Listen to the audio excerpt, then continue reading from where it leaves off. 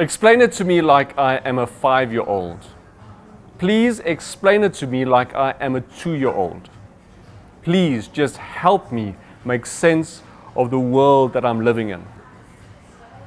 In this series that we are spending time together, we're trying to construct a framework within which we and our businesses, we as citizens of South Africa, can make sense of the world that we live in. I believe that the only way that we can make sense of the world that we live in is through a genuine Christian understanding and lifestyle. Genuine Christianity that sees the world through God's eyes. Genuine Christianity that understands the world through God's thoughts. Genuine Christianity then that becomes God's hands in this world. Today we are focusing on seeing the world through God's eyes. It's as if we are looking at things through a lens, but many times we are less aware of the lens, but more aware of the things that we see. Many times we look at the world around us through the eyes of the people around us, as opposed to the person that actually establishes the world in the deity of Christ.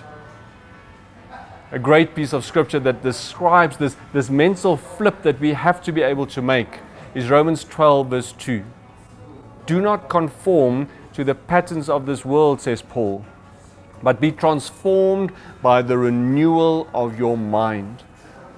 And then, only when we are able to see the world through God's eyes and shift away from our sight the way that the world looks at things, only then, Romans 12:2 says, only then can we determine what the true will of God is. You see, it's impossible in this world, if we do not see the world through His eyes, to understand His will. If we don't understand His will, we won't be able to make sense of the world that we live in. It is so fundamental. But then the enemy comes with this lie. Once you understand that you have to see the world through His eyes, the enemy comes with a lie that says there are certain things that sit outside the purview of God's eyes. Certain things that you just need to be able to sort out yourself, because the rest of it is under God's grace and under God's purpose. So many times we lock things away from God's view and God's eyes, and it's those things that confuse us, make us uncertain, and those things that scare us. A few of those examples where we try to just live as if God is not in that place, God doesn't see that place, would be politics. It would be crime. It would be what happens in our correctional facilities. It may be, in your way of looking at the world, the Internet of Things. It may be artificial intelligence. It may be DNA coding. It may be so many different things that in the way that you look at the world, you put outside of the purview of God. And then we get confused, and then we get scared. John 1 is very clear.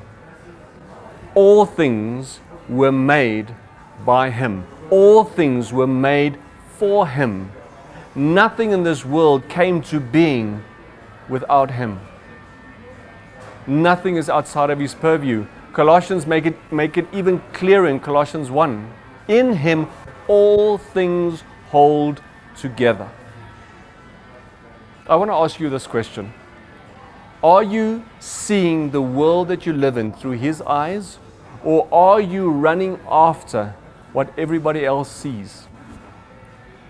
Are you putting certain things that, like how you think about your business, how you think about the political situation in this country, how do you think about crime in this country?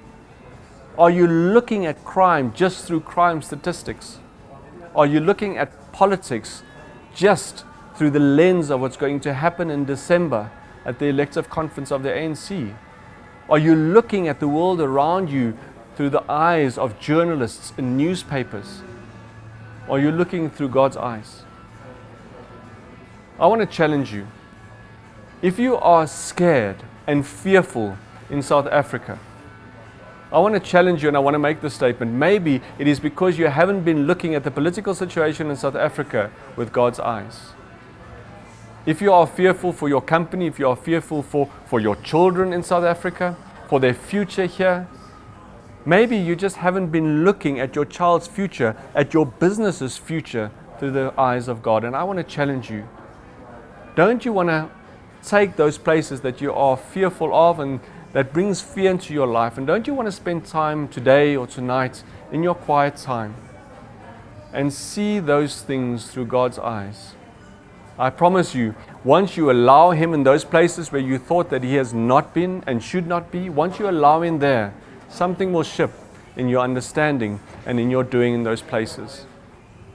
I challenge you that if you allow Him in those places, fear will not be part of your life. I challenge you that if you allow Him in those places, peace will be the way and the agenda with which you live in this country.